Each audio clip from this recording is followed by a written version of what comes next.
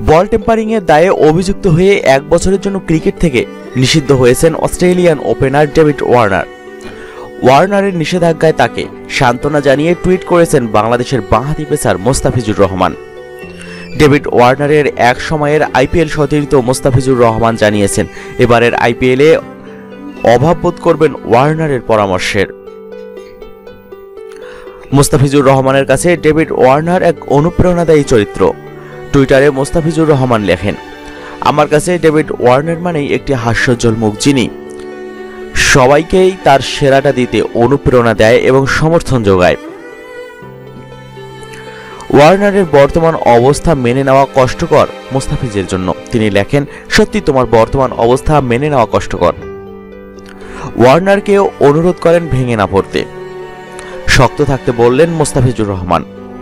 এবারের আইপিএলে তার পরামর্শ মিস করবেন বলেও জানিয়েছেন তিনি।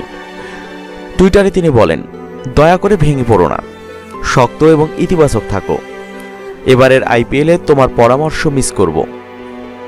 2016 এবং 2017 সালের আইপিএলে সানরাইজার্স হায়দ্রাবাদের হয়ে খেলেছিলেন মোস্তাফিজুর রহমান।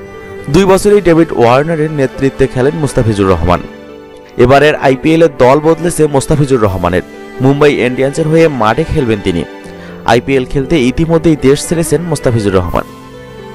এদিকে দক্ষিণ আফ্রিকার বিপক্ষে কেপটাউনে বল টেম্পারিংয়ের চেষ্টা করেছিলেন অস্ট্রেলিয়ার ক্যামেরন ব্যানক্রাফট। এ কাজের সাথে অধিনায়ক এবং সহ অধিনায়ক জড়িত থাকার বিষয়টি নিশ্চিত করেছে স্টিভ স্মিথ। এরপর ক্রিকেট থেকে স্মিথ এবং ওয়ার্নারকে 1 বছরের জন্য নিষিদ্ধ করেছে দেশটির ক্রিকেটের নিয়ন্ত্রক সংস্থা। ফলে 2018 সালের আইপিএলেও খেলা হচ্ছে না ওয়ার্নারের। এবারের আইপিএলেও সানরাইজার্স হায়দ্রাবাদের নেতৃত্বের দায়িত্ব ছিল ডেভিড ওয়ার্নারের কাঁধেই।